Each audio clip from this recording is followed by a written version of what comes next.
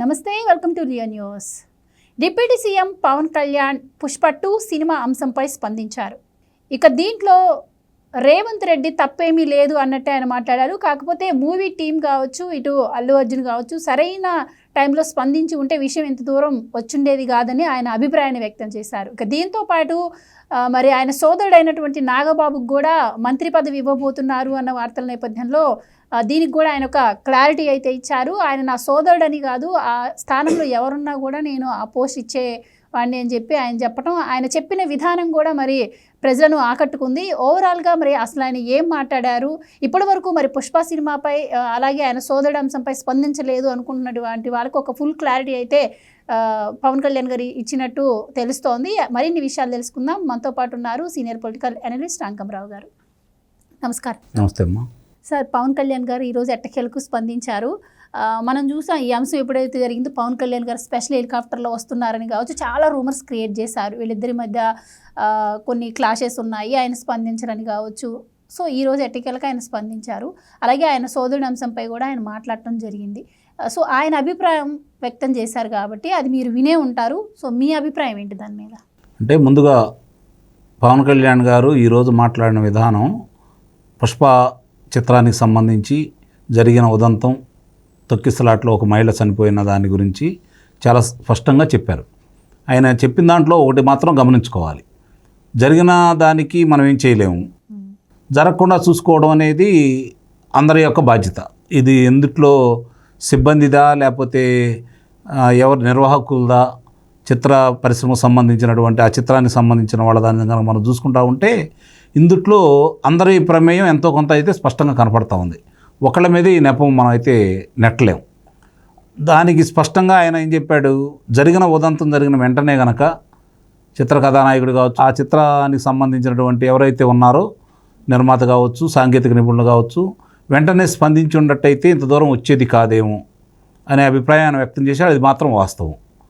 ఆ తర్వాత ముఖ్యమంత్రిగా రేవంత్ రెడ్డి గారికి మాట్లాడలేదని, దాన్ని ఆధారంగానే ఇతను అదుపులో తీసుకున్నారనే అభిప్రాయం వీళ్ళు వ్యక్తం చేస్తే ముఖ్యమంత్రి గారి గురించి చాలా చక్కని వివరణ కూడా ఇచ్చారు. రేవంత్ రెడ్డి గారు కింద స్థాయి నుంచి పైకి వచ్చారు.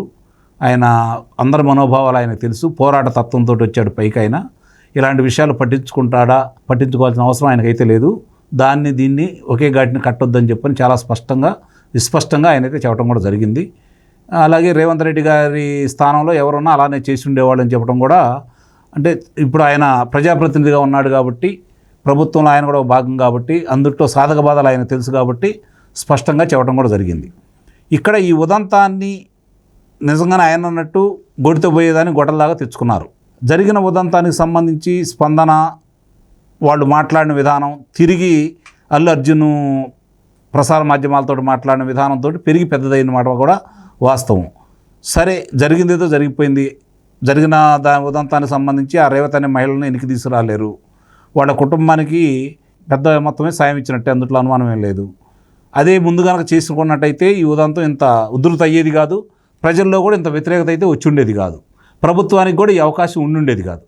జరిగిందేదో జరిగిపోయింది, పొరపాటు జరిగిపోయింది, నేను అక్కడ వెళ్ళకుండా ఉంటే జరిగేదేమో, ఇట్లా జరగకుండా ఉండేదేమో.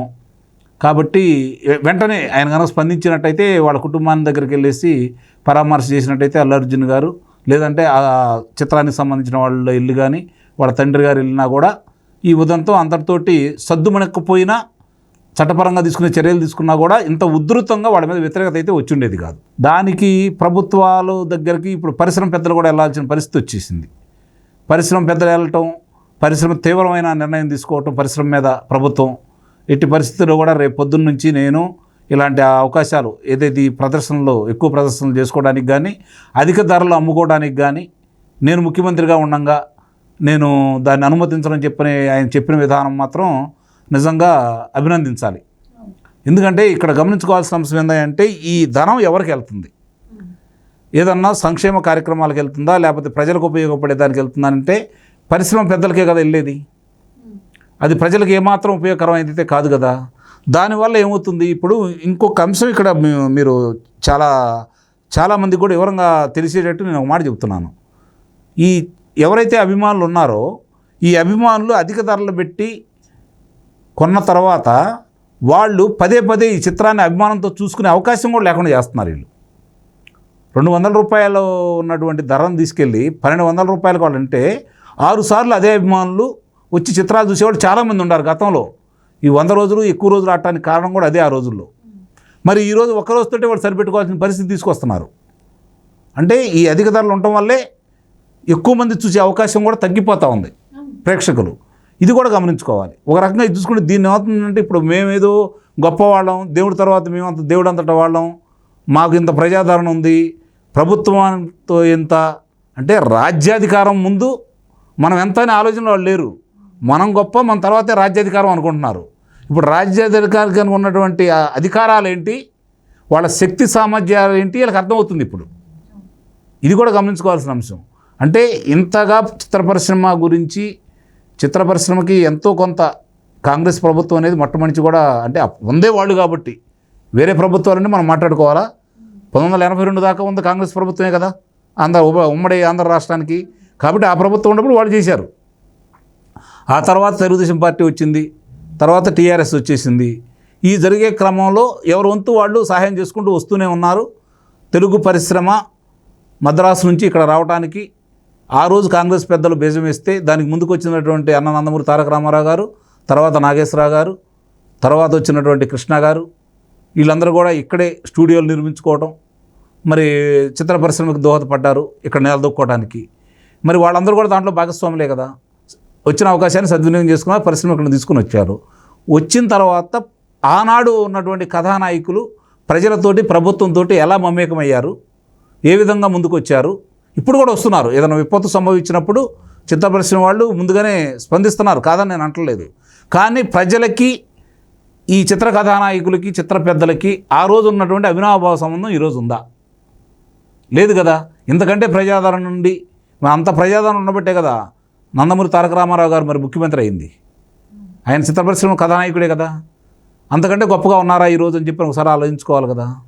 నాకు తెలిసి భారతదేశంలో ముగ్గురే ఉన్నారు చిత్ర పరిశ్రమ నుంచి ప్రజాదరణ పొంది ముఖ్యమంత్రి అయిన వాళ్ళు. ముందుగా ఎంజి రామచంద్రన్ గారు తమిళనాడు, తర్వాత నందమూరి తారక రామారావు గారు, అలాగే జయలలిత గారు.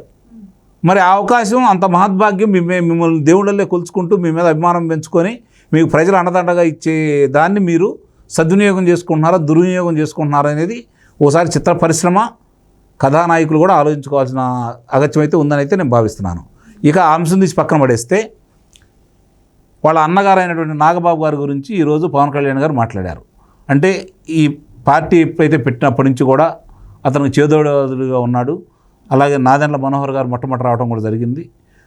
ఆయన ఈ పవన్ కళ్యాణ్ గారే ఎక్కువగా దాని మీద కష్టపడ్డారు. దానికి తోడుగా మొట్టమొదటి ఉన్నాడు కాబట్టి నేను అవకాశం ఇచ్చాను. కుటుంబ సభ్యుడిగా భావించొద్దు మీరు. ఆ స్థానంలో ఎవరున్నా సరే ఇలాంటి అవకాశం ఇచ్చి ఉండేవాడిని. మాతో పాటు అలా ప్రయాణం చేసిన వాళ్ళు వేరే వాళ్ళు లేకపోబట్టి ముందైతే ఎవరున్నారో వాళ్ళకి నేను అవకాశం ఇచ్చాను.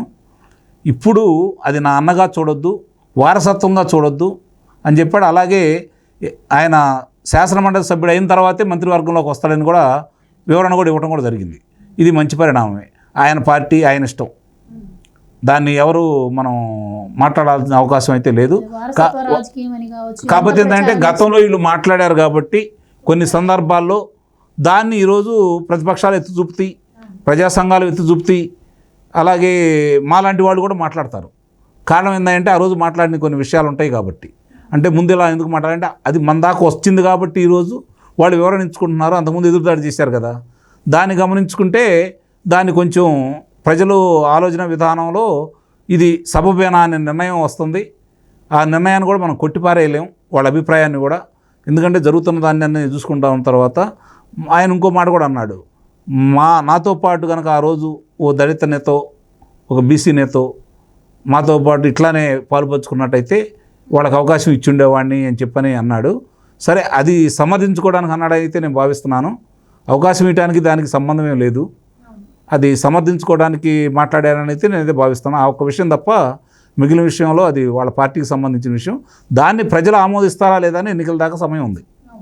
ఇప్పుడే మనం విశ్లేషణ చేయాల్సిన అవసరం లేదు.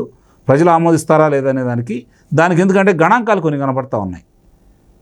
ఏదైతే వైఎస్ఆర్సీపీ పార్టీ అధికారంలోకి వచ్చిన తర్వాత వాళ్ళు మంత్రివర్గంలో తీసుకున్న వాళ్ళని చూసుకున్నా, లేకపోతే ఆంధ్ర రాష్ట్రం 13 జిల్లాలని కొన్ని విభాగాలుగా విడదీసి ఎవరెవరి చేతిలో పెట్టింది చూసుకున్నా, లేదంటే సలహాదారులుగా ఎవరు తీసుకున్నారని చూసుకున్నా, పెత్తనం ఎవరు చేశారని చూసుకున్నా, ఒకే సామాజిక వర్గం ఉండటం వల్ల ప్రజల్లో ఎంత వ్యతిరేకత వచ్చిందనేది కూడా అర్థం చేసుకోవాలి. కాబట్టి అలాంటి అవకాశం అంటే వాళ్ళు దోచుకున్నారు కాబట్టి వాళ్ళ మీద అంత వ్యతిరేకత వచ్చింది. రేపు పొద్దు మీరు ప్రజల మన్నలను పొంది ప్రజలకు ఉపయోగకరమైన కార్యక్రమాలు నిర్వహించి మీరు అభివృద్ధి పదంలో కనుక ఆంధ్ర రాష్ట్రాన్ని తీసుకెళ్లే విధంగా చేస్తే ఈ కుల ప్రస్తావన వస్తుందని అయితే నేనైతే భావించట్లేదు. ఇది మాత్రం గమనించుకోవాల్సిన అంశం. Right sir, thank you so much. Thank you.